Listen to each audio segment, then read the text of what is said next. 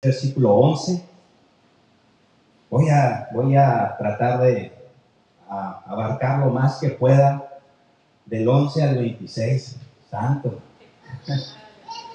Amén. Así es que más le vale que no se duerma. Hechos capítulo 3, versículo 11 al 26. No lo voy a leer todo, lo vamos a ir exponiendo uno a la vez. Amén.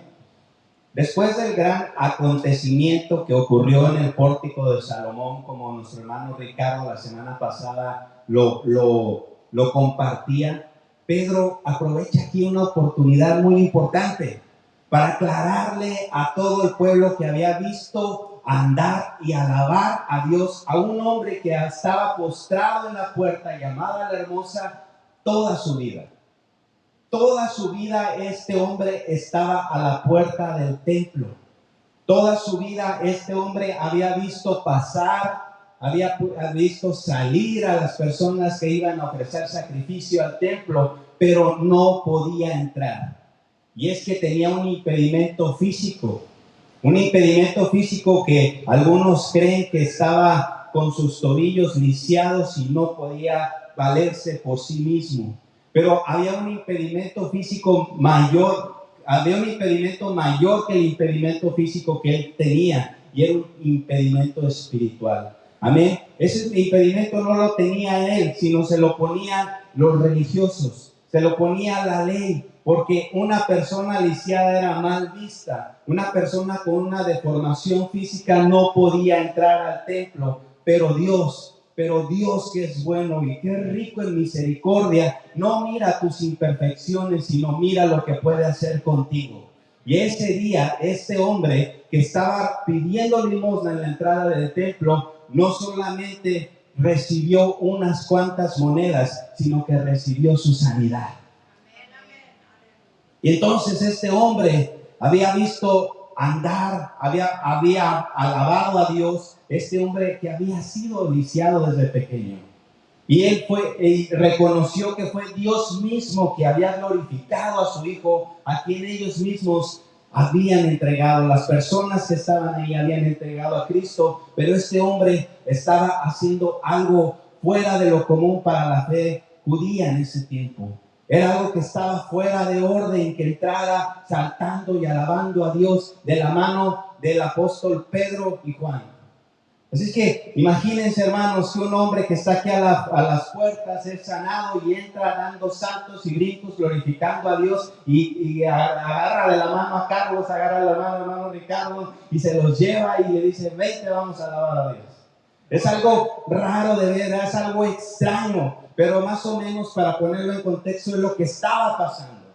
Dice el versículo 11: y teniendo asidos a Pedro, asidos es tomado de la mano fuertemente, y a Juan, el cojo que había sido sanado, todo el pueblo, dice, estaba atónito. Concurrió a ellos al pórtico que se llama de Salomón. Todo el pueblo quería ver qué estaba pasando. Todo el pueblo estaba sorprendido de aquello que había ocurrido, algo fuera de lo común. Ahora, viene una pregunta. ¿Esto sería el principio del reino de Dios? Grandes cosas habían ocurrido en Jerusalén las últimas semanas, hermanos. Estos pocos versículos que hemos estado predicando del bonito libro, del libro de los Hechos, ya nos presenta grandes acontecimientos muy importantes para la iglesia cristiana. Primero, pudimos ver cómo habían ocurrido estas cosas, habían presenciado ellos la crucifixión de Jesús, habían presenciado la resurrección de Jesús, después la ascensión de Jesús a los cielos, pero algo también que fue el parteaguas de la iglesia, como el día del Pentecostés. La gente estaba acostumbrada o acostumbrándose a ver grandes cosas en el pueblo, a ver cosas fuera de lo común, extravagantes.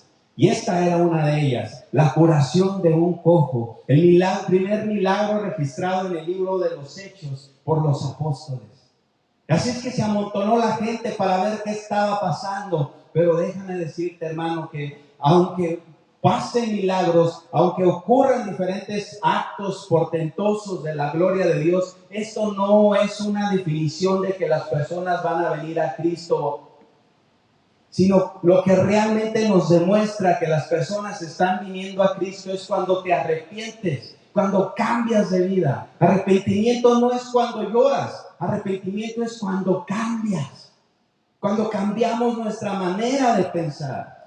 Así es que dice que todos estaban atónitos ante esto que había ocurrido y se preguntaban qué era lo que estaba pasando. Leemos el versículo 12 que dice: viendo esto, Pedro respondió al pueblo: varones israelitas, ¿por qué os maravilláis de esto?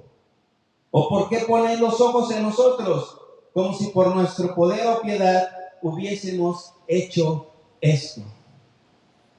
Pedro les dice: oigan, ¿por qué se les hace extraño esto? ¿Por qué se maravillan? ¿Por qué miran esto como algo fuera de lo común?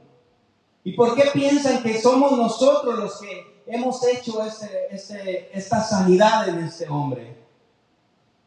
Si esto hubiera ocurrido en nuestros tiempos, si esto hubiera pasado con algunos líderes religiosos de la actualidad, hubieran dicho: hey, vénganse aquí, yo tengo el poder. Me sonó como a la caricatura de He-Man, ¿no? Que decía: yo tengo el poder. Porque algunos así lo creen, que el poder es de ellos. Pero hermanos, el poder que mora en nosotros es un poder impartido por el Espíritu Santo. No es de nosotros, ni es para nosotros, es para regalarlo. Es un don de Dios. Así es que Pedro y Juan dicen: no nos miren a nosotros. No crean que hemos sido nosotros los que hemos hecho esto. Me tocó predicar del primer sermón de Pedro, después de Pentecostés, y ahora me tocó predicar del segundo sermón de Pedro, después de la curación de un cojo. Yo no sé por qué, pero estos dos sermones, hermanos, estos dos discursos, tienen muchas cosas parecidas, pero tienen algunas cosas que los diferencian uno del otro. Los dos ocurrieron después de grandes acontecimientos. El más grande, pues, la crucifixión, la resurrección, cuando Jesús fue levantado a los cielos. Pero el Pentecostés también es algo muy importante, porque era una fiesta que celebraba en el calendario judío, pero los cristianos estaban reunidos en una azotea, en un aposento alto. Entonces empezaron a orar y el Espíritu Santo cayó como con lenguas como de fuego, y entonces empezaron a hablar en diferentes idiomas. Y la gente decía: ellos, ¿por qué hablan en mi lengua natal? Y otros decían: están todos borrachos. Y otro les contestaba a Pedro y les decía: no, pero es muy temprano para que estén borrachos. ¿Qué no será lo que profetizó Joel de ellos? Que en los postreros días Dios derramaría de su Espíritu Santo sobre toda carne. Para decirlo, para hablarlo, me canso. Imagínense para la gente que estaba viviendo esos acontecimientos, hermanos. Yo creo que el papel de la iglesia en esos tiempos no era así como estar expectante, sino que estaba así, como cuando te tomas un café bien cargado. ¿Ahora qué va a pasar? ¿Ahora dónde nos va a llevar el Espíritu Santo? ¿A qué nos va a llevar el Señor? Y esto no. Este sermón que estamos a punto de explicar tiene ciertas diferencias del otro. En el primero dice que las personas, aquellos que habían escuchado después del derramamiento del Espíritu Santo en Pentecostés, dice que se compungieron de corazón, sintieron tristeza por su pecado y le preguntaron a Pedro: ¿qué haremos? Ellos buscaban una escapatoria. Se les había sido revelado su condición actual. Ellos se sabían a sí mismos pecadores y buscaban una respuesta, buscaban una salida. Pero en ese día las personas encontraron la salida. Déjame decirte que en este discurso, hermano, fue muy diferente el final. Ya les adelanté el final. Fue muy diferente. Y no fue culpa del discurso, no fue culpa de la predicación ni del predicador, sino que había un problema mayor. el corazón de las personas, el corazón de los que estaban escuchando. Podrá venir predicadores como Pedro, como Pablo, como Spurgeon, como grandes hombres de fe. Pero si nuestro corazón está endurecido y cerrado a la palabra de Dios, nada puede pasar. Y esta era la situación del pueblo que había visto grandes cosas. Imagínense, ellos habían visto la crucifixión, ellos habían visto la resurrección. Eso fue lo que marcó nuestra historia moderna. Aún los ateos se rigen antes y después de Cristo. Eso nos marcó a toda la humanidad. Y ellos habían visto, habían sido partícipes de eso, hermanos. Habían sido testigos de lo que había pasado. Y aún así no se arrepintieron. Entonces dice el versículo 12, ¿por qué se admiran de esto? ¿O por qué ponen los ojos en nosotros como si por nuestro poder o piedad hubiéramos hecho andar a este?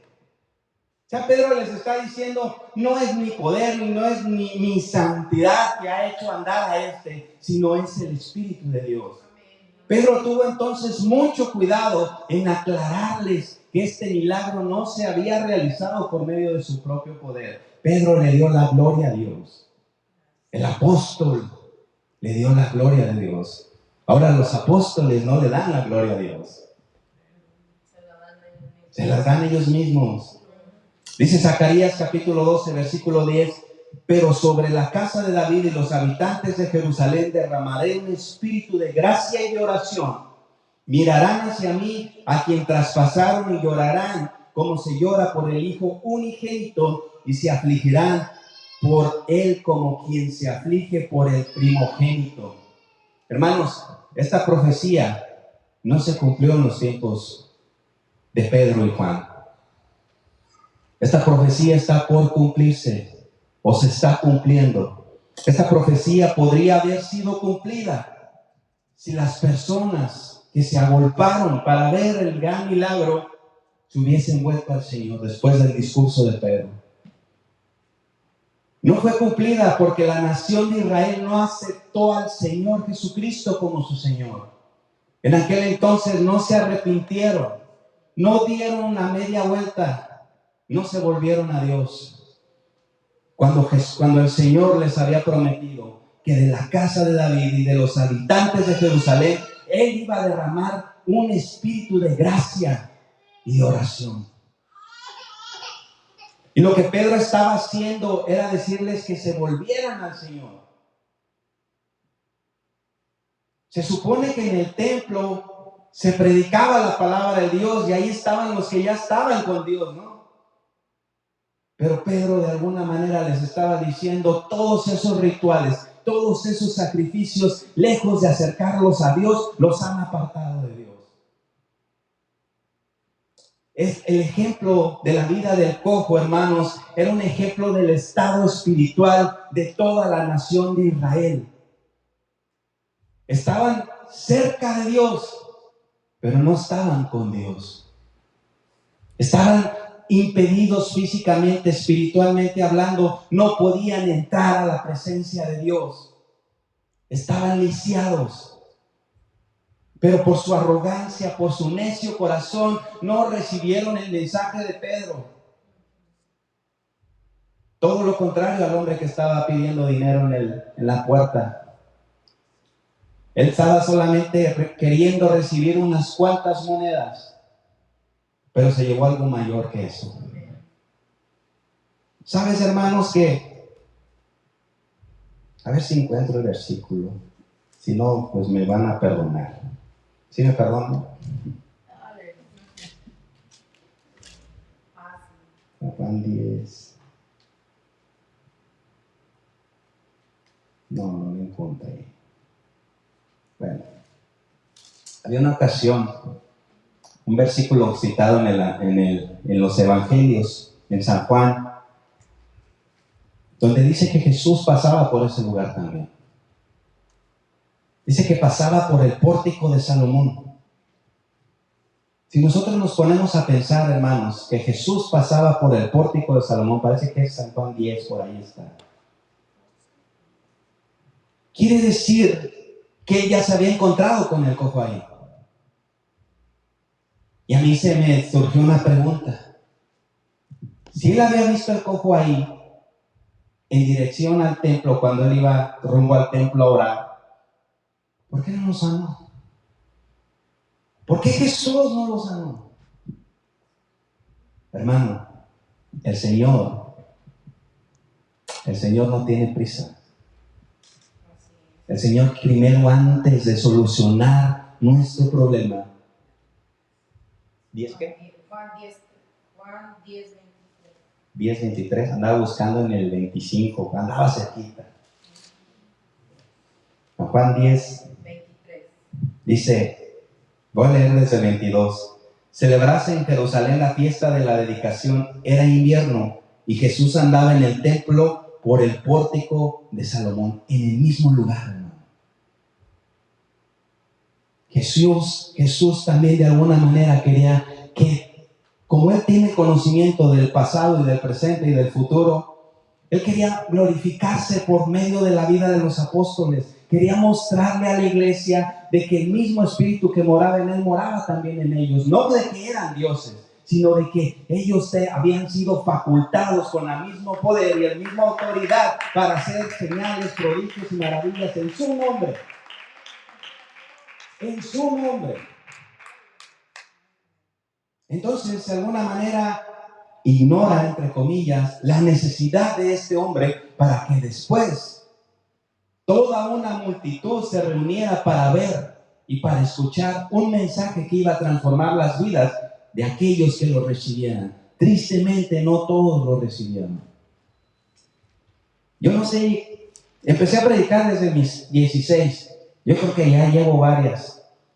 Imagínense, hermanos, yo quisiera ver mucha gente convertida, pero no ocurre eso. Y es que uno no convence a nadie.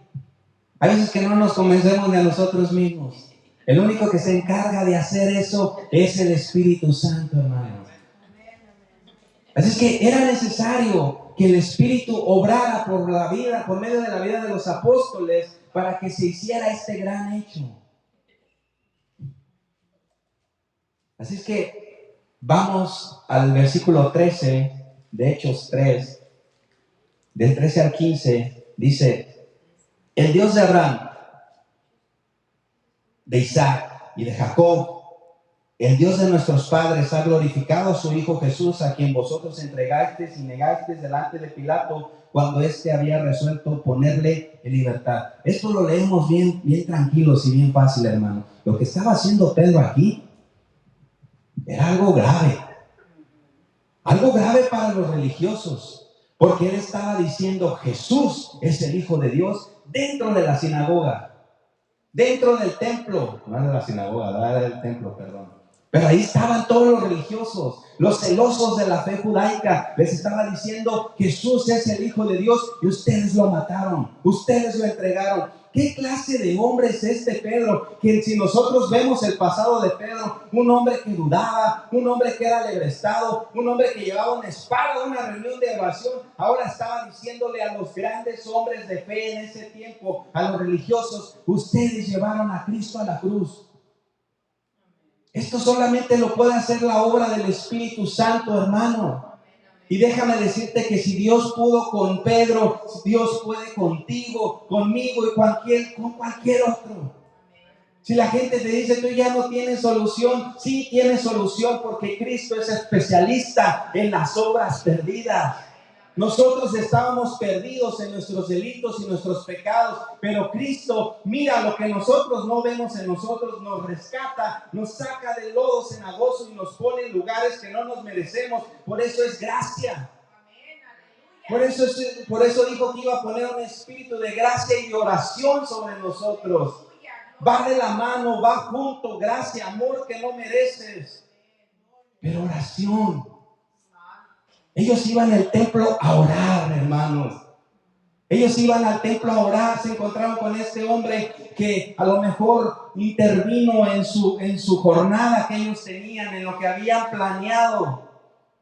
Pero qué bonito cuando el Espíritu Santo interviene en nuestros planes para glorificarse, para hacer una obra poderosa. Qué bonito cuando Dios interrumpe nuestros servicios para manifestar su gloria y tomar Él el control. Esto había pasado, pero hay veces que no pasa porque no tenemos un espíritu de gracia y de oración. Nos cuesta trabajo entrar a la presencia de Dios, y cómo no nos va a costar trabajo si nuestra mente está llena, está cargada de un montón de cosas que no le dan gloria a Dios. Debemos de aprender a soltar, hermanos.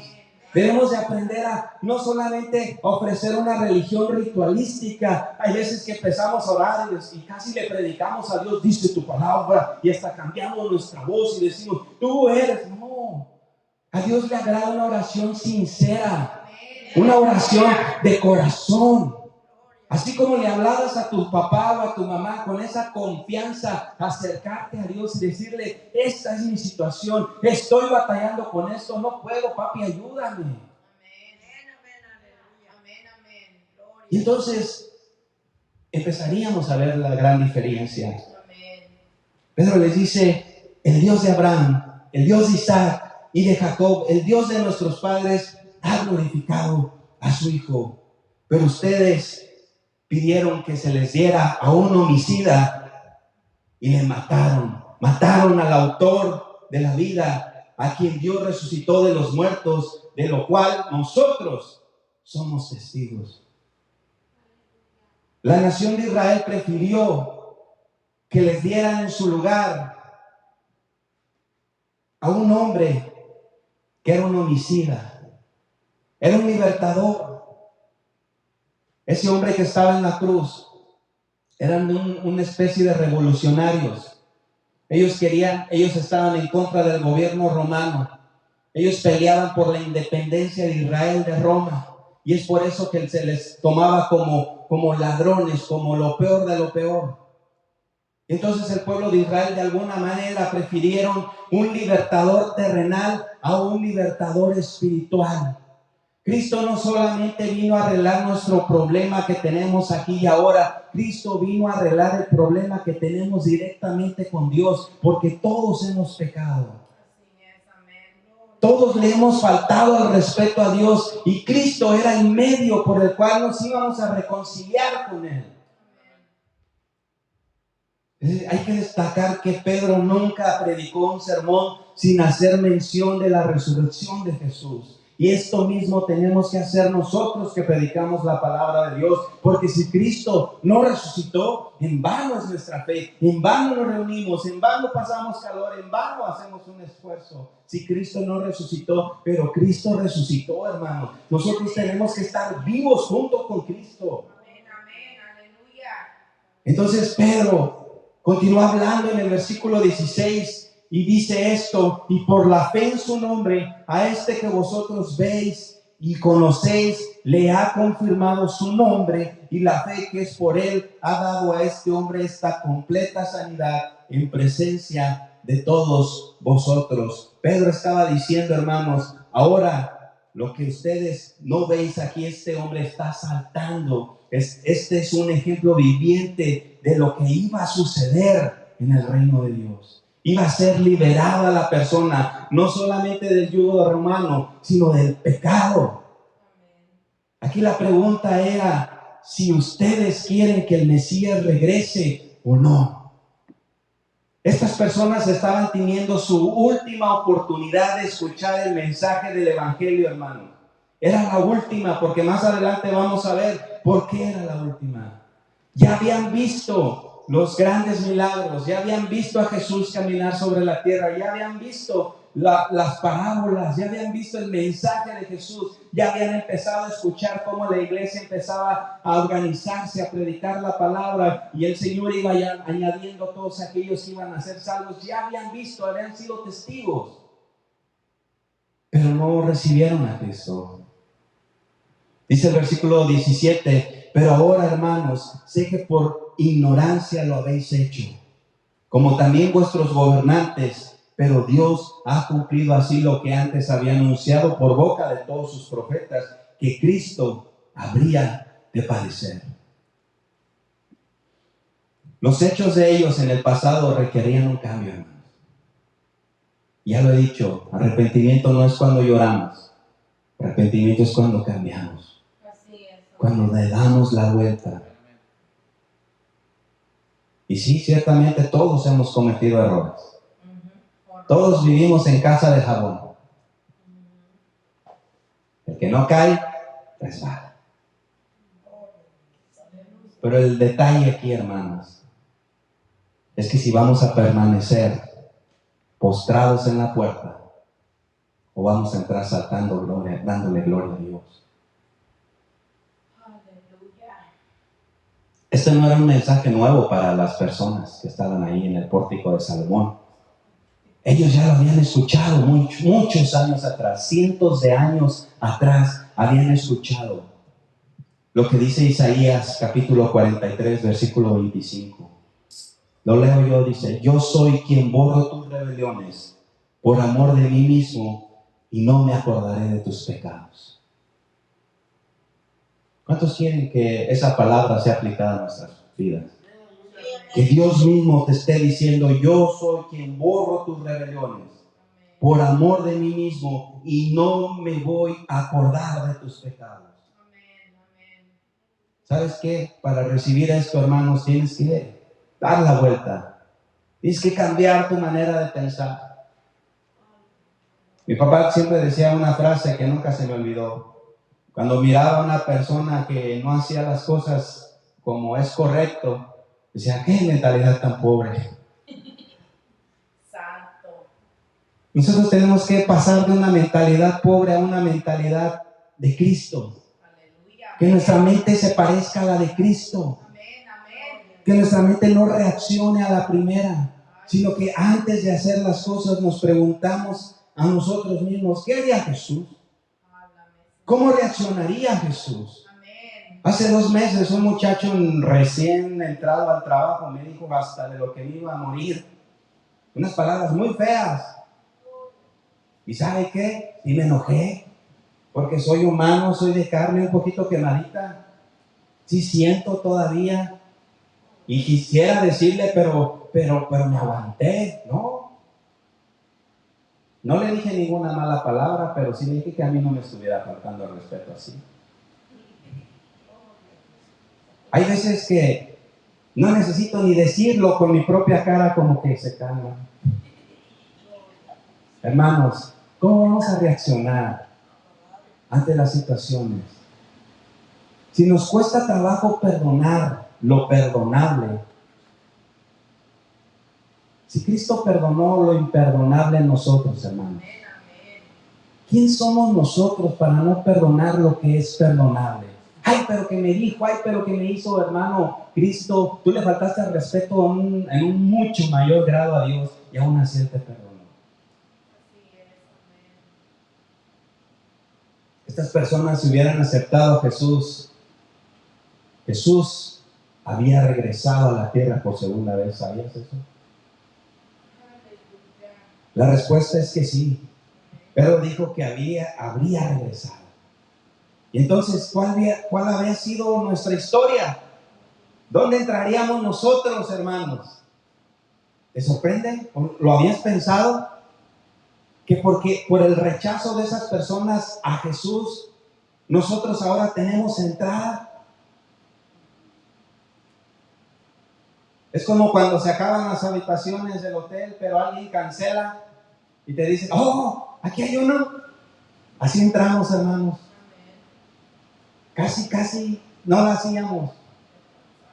El versículo 20 dice: y él envié a Jesucristo que os fue antes anunciado. Ellos ya sabían. Desde los profetas, desde Moisés, se hablaba de un Salvador. No solamente un libertador, sino un Salvador. Hay quienes tratan de basar este versículo para reforzar una creencia que todos iban a ser salvos. Eso se le llama, algunos le llaman la hipergracia. Ellos enseñan de que pues hagas lo que hagas, vas a ser salvo, que hasta los muertos van a ser salvos. No, hermano, no es así. Porque dice más adelante: a quien de cierto es necesario que el cielo reciba hasta los tiempos de la restauración de todas las cosas, versículo 21, de que habla Dios por boca de sus santos profetas que han sido desde tiempo antiguo. Se basan en este versículo para decir que Dios va a perdonar todo. No, hermano, Dios va a perdonar a los que se arrepientan. Así es, amén. Así que no abusamos de la gracia de Dios, pero sí descansamos en ella, porque nos trae paz, nos trae consuelo. Amén. Los profetas habían hablado de la restauración de Israel. Todos los profetas hablaban de cierta manera de Jesús. Todos los profetas habían hablado y en ninguna parte hay profecía alguna de la conversión o de la restauración de los muertos. Ellos ya tuvieron esa oportunidad. Hablaba con una persona en la mañana y me decía, pero mi abuelita fue muy buena persona. Digo, dice la palabra de Dios que no va a tener a ninguno por ignorante. Pero, y aquellas personas que viven en la selva, que nunca han tenido contacto con la civilización, dice la palabra de Dios que Dios se reveló en la creación, pero los hombres no le dieron gloria. Así que no hay escapatoria, hermano. Todos hemos recibido el Evangelio. Va a llegar el punto, va a llegar el momento, y no se tarda, de que toda la tierra va a ser llena de la gloria del conocimiento de Dios. Nadie va a estar exento de que no se le predicó. Nadie va a estar exento de que no se le invitó a una congregación. Nadie va a decir, yo no escuché el Evangelio de Cristo. Así es que aquí no se trata de acumular mensajes o acumular sermones. Aquí se trata de arrepentirnos verdaderamente. Dice el versículo 22 y 23. Porque Moisés dijo a los padres, el Señor vuestro Dios os levantará profeta de entre vuestros hermanos como a mí. A él oiréis en todas las cosas que os hable. Y toda alma que no oiga a aquel profeta, es decir, Jesús, será desarraigada del pueblo. Desde Moisés, cientos de años antes, ya se estaba hablando de que todas las almas tenían que escuchar a Jesús. El mensaje que él estaba trayendo al mundo. Hermanos, la historia, el desenlace final de las personas que se acumularon después de ver este milagro en el pórtico de Salomón, está narrado en la historia de Israel. Los historiadores judíos escribieron acerca de esto. Pasó en el año 70 después de Cristo. Dice que hablan de un gran juicio. El general Tito vendría y destruiría la ciudad. La ciudad fue quemada. Le echaron la culpa a los cristianos. Y se calcula, hermanos, que más de 1 millón de personas murieron en ese tiempo. Y que los demás fueron vendidos como esclavos por todas partes del Imperio Romano. Y todavía siguen dispersos por todas partes. Verdaderamente el juicio vino, hermanos. Ese mensaje que les estaba predicando Pedro, tal vez era el último para algunos de ellos. Y aún así no le recibieron. Y 70 años después vino el juicio. Y aún no hubo escapatoria para ellos. Estas personas perecieron. Estas personas murieron. Está registrado en la historia. Porque no recibieron el mensaje de Cristo. Porque siguieron permaneciendo en su necio corazón. Entonces, el versículo 24 nos dice, y todos los profetas, desde Samuel en adelante, cuantos han hablado también han anunciado estos días. O sea, no era falta de predicadores. No era falta de mensaje, hermano. Aquí nosotros tenemos nuestras fallas a la hora de predicar. Hay veces que nos enredamos, lo digo por mí, hay veces que batallamos un poquito, pero cualquier persona, hermanos, que escuche un mensaje puede recibir suficiente luz para venir a Cristo arrepentido. Así es, amén. O sea, no es el problema, no está el problema en el predicador, está el problema en el que escuche el mensaje. Dice el versículo 25, vosotros sois hijos de los profetas. Dicho sea de paso, así le titulé a la predicación, hijos de profetas. y del pacto que Dios hizo con nuestros padres diciendo: Abraham en tu simiente serán benditas todas las familias de la tierra. Pero ¿qué se encargó de hacer el pueblo de Israel en ese tiempo?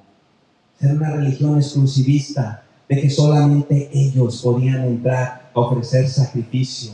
Y a los que venían de lejos y querían entrar al templo, se les cobraba un impuesto extra y se les cerraban las puertas para que pudieran entrar a otro lugar. Y si querían comprar un animal para hacer un sacrificio, se les vendía animales defectuosos y más caros. Ellos estaban impidiéndole a la gente que entraran a conocer acerca de Dios.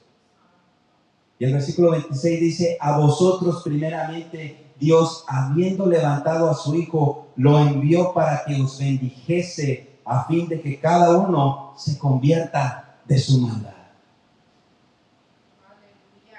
Todo esto predicó Pedro ahí en el pórtico de Salomón. Y yo quisiera, hermano, que nos imaginemos el escenario. Esos mismos que habían llevado a Jesús, que habían conspirado contra Jesús y que lo arrestaron, le hicieron 3 juicios en una noche. Eso no era posible, a nadie se le hacía eso, pero ellos tenían urgencia por llevarlo a la cruz, porque venía una fiesta religiosa conocida como la Pascua, y no querían estar sucios con las manos llenas de sangre de Jesús. Así es que tenían urgencia por llevarlo a la cruz. Estos mismos estaban escuchando el mensaje de Pedro. ¿Qué clase de hombre era Pedro? Que no le importó en ese momento pasar lo mismo que le había pasado a su maestro. Les estaba diciendo: ustedes lo llevaron a la cruz. Cristo vino, se humanó, se encarnó para mostrarse a ustedes, y ustedes no le recibieron. A lo suyo vino, dice, y los suyos no le recibieron. ¿Quiénes eran los suyos? Ellos, los judíos, el pueblo de Israel, el pueblo que tenía la promesa. Pero a los que le recibieron, hermano, esto es a nosotros. Nos dio potestad, poder, autoridad de ser llamados hijos de Dios. ¿No te da gozo eso? ¿No te da alegría eso de que Jesús, el Dios del cielo y de la tierra, te dice que tú eres hijo de Dios? A los que antes se les dijo no son pueblo, ahora se les dice son el pueblo de Dios. Y hasta cantamos: somos el pueblo de Dios. Yo quisiera que de aquí en adelante, cuando cantemos somos el pueblo de Dios, lo hagas realmente creyendo que eres parte del pueblo de Dios. No eres cualquier cosa, hermano. Has sido adoptado. Se oye medio feo, adoptado, ¿verdad? Pero fuiste adoptado por el mejor papá que puede existir. Así es que esto era un periodo de transición en la religión judaica. Fue dada una oportunidad final para aceptar a Jesús. Era la última chance que tenían, hermanos. Pero como rechazaron su oportunidad para aceptarlo, más tarde, más adelante, por ahí por el capítulo 17, Pablo se presentaría como el apóstol de todas las demás naciones no judías. Aquellos que no se les podía hablar, aquellos que no eran parte de la promesa, Dios levanta a un judío, hebreo de hebreos, fariseo, bien religioso, totote, así como algunos que no están aquí. A un hombre así, le dice: ahora tú serás el apóstol a los gentiles. ¿Y sabes quiénes eran los gentiles? Tú, yo y aquellos que han de venir. Todo lo que podía haber sucedido si aquellos judíos se hubieran convertido después del sermón de Pedro, hermano. No se convirtieron. Y Dios nunca se sorprendió de esto, porque Dios es soberano. Dios conoce el principio de la historia, pero también el final. Él hace que todas las cosas se desarrollen para llevar a cabo su plan y su propósito. Su propósito era de que todas las naciones serían benditas. Todas las naciones de la tierra, no solamente una nación pequeña en Medio Oriente, sino todas las naciones. En ti, le dijo Abraham, serán benditas todas las naciones de la tierra. Nosotros somos hijos de Abraham por medio de la fe. El relato bíblico no especifica la respuesta de los oyentes de ese discurso, pero sí podemos saber cuál fue su final. A pesar de que pasaron ya muchos años, más de 2000, hoy Dios invita de muchas maneras a ti y a mí, a los seres humanos, a que nos volvamos a Dios. No a una religión, no a un dogma, no a una denominación, a Dios, hermanos. A que cambiemos nuestra dirección. ¿Sabes que tu GPS espiritual tiene una dirección errónea? Que no te va a llevar a ningún lado. Que siempre que crees que vas a llegar, te aparece unas letritas que dice redireccionando. ¿Por qué no le soltamos nuestro GPS a nuestro Señor? ¿Por qué no le decimos a Dios en esta noche, Señor, yo ya no quiero manejar mi vida? Yo quiero que tú tomes mi vida, la manejes. Porque si tú la manejas, hermano, siempre te vas a perder. Así como nuestra hermana Alma cuando llegó a este país. Porque no lo conocía. No conocía las calles. Nosotros no conocemos todo, hermano. Pero hay uno que sí lo sabe todo. Hay uno que el fin de nuestra historia para él ya es historia. Él ya conoce el final de nuestras vidas. Hay veces que somos como niños y adolescentes que no se nos puede decir nada. Yo tengo un adolescente que le digo algo, que parece que están mudos. Hermanos, hay veces que estamos así.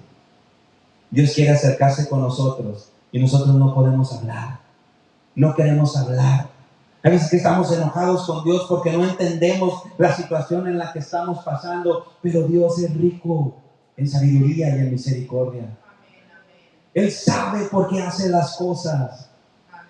Cuando era adolescente, un montón de mamás se juntaron contra mi mamá y contra mí para pedirles a sus hijos que no se juntaran conmigo porque era una mala influencia. Y yo me enojé mucho y quería desquitarme con sus hijos porque era mala influencia. Y mamá me dijo, déjaselo a Dios. Sin ser cristiana me dijo eso, déjaselo a Dios. Le hice caso, hermano, y déjame decirte que todos los que creían que yo era mala influencia, ahora son más mala influencia. Y no fue mi culpa. ¿Por qué no se lo dejas a Dios? Ese detallito, eso que te entretiene, eso que te detiene en tu avance en el caminar con Dios, ¿por qué no lo sueltas mejor? Este mensaje del Evangelio continúa como resonando en nuestro mundo. El mundo al cual Dios amó. A pesar de la indiferencia, de la oposición, Dios sigue invitando a todos los hombres y mujeres a que se arrepientan. En Hechos capítulo 17, quiero que vayas conmigo ya para terminar y te pongas de pie. Hechos 17,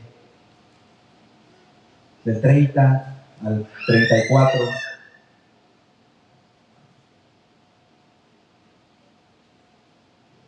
Hechos 17, 30. Te puedes poner de pie. Quiero leértelo de pie. Y haz de cuenta que te lo digo abrazándote, hermano. Amén. Se quedaron muy serios. Hechos 17, 30 al 34. Dice, pero Dios. ¿Han escuchado la frase que dice que no hay pero que valga? A mí me encantan los peros de Dios. Porque en Dios los peros sí valen. Dice, pero Dios, habiendo pasado por alto los tiempos de esta ignorancia, ahorita mismo, hermanos, en este mismo instante, manda a todos los hombres, y también ahí podemos poner mujeres, en todo lugar, en la iglesia, en tu casa, tú que nos escuchas, en donde estés trabajando, donde sea, en todo lugar, que se arrepientan. Por cuanto ha establecido un día en el cual juzgará al mundo con justicia, no con injusticia. Dios es justo, hermanos. Porque el varón a quien designó dando fe a todos con haberle levantado de los muertos, pero cuando oyeron, como aquellos que habían oído y que habían visto lo de la resurrección de los muertos, unos se burlaban. Y otros decían, ya te oiremos acerca de esto otra vez. Hay gente que le enfada que le prediquen. Y decían, ya te oiremos de esto otra vez. Versículo 33 dice, y así Pablo salió de en medio de ellos, mas algunos creyeron, juntándose con él, entre los cuales estaba Dionisio, el Areopagita, una mujer llamada Damaris, y otros con ellos. Bien poquitos. El Areópago era un lugar donde los filósofos griegos se juntaban para escuchar discursos de filosofía. Y Pedro fue ahí y muchos se burlaron de él. Muchos decían, ya lo vamos a ir a hablar de esto otra vez. Pero hubo unos cuantos, hermanos, que le siguieron. Hubo unos cuantos que recibieron el mensaje. Hermanos, cuando nosotros predicamos a Cristo, va a haber quien te escuche, pero también va a haber quien no te quiere escuchar. Pero aún así nosotros tenemos que ir haciendo la obra del ministerio. Con los que quieran. Seguirles predicando a los que no quieran también, a tiempo y fuera de tiempo. Pablo le dijo a Timoteo, redarguye, reprende, exhorta. No todo es, hermano, vamos a saltar, vamos a nadar en el río de Dios. Sino, reprende, exhorta, pero que no se te olvide el ingrediente secreto, con toda paciencia y doctrina. ¿Cuántos quieren venir en esta noche? Ya me pasé, pero realmente valorando y reconociendo que tal vez, amigo, hermano que me escuchas por las redes sociales, que tal vez sea el último mensaje que vas a escuchar. Y tal vez en esta noche tú puedas venir a Cristo arrepentido, reconociéndote pecador, reconociendo que has cerrado el blanco. ¿Qué vas a hacer con el mensaje de Jesús? ¿Lo vas a rechazar? ¿Te quedarás a la puerta? ¿Te quedarás esperando otra oportunidad? ¿Y quién nos asegura, hermanos? ¿Quién nos asegura que tendremos otra oportunidad? ¿Quién nos asegura que viviremos el día de mañana? ¿Quién nos asegura de que esta noche pudiera ser la última? No lo digo, hermano, para que entres en pánico o entres en terror, sino que te lo digo para que mejor vengas a Cristo. Que le digas, Señor, reconozco que he pecado. Pecado es cerrar el blanco, pecado es equivocarse, pecado es faltarle el respeto a Dios. Dile al Señor, reconozco que me he equivocado, reconozco que he pecado y que ese pecado me ha alejado de ti, hermano. Eso ofende a Dios.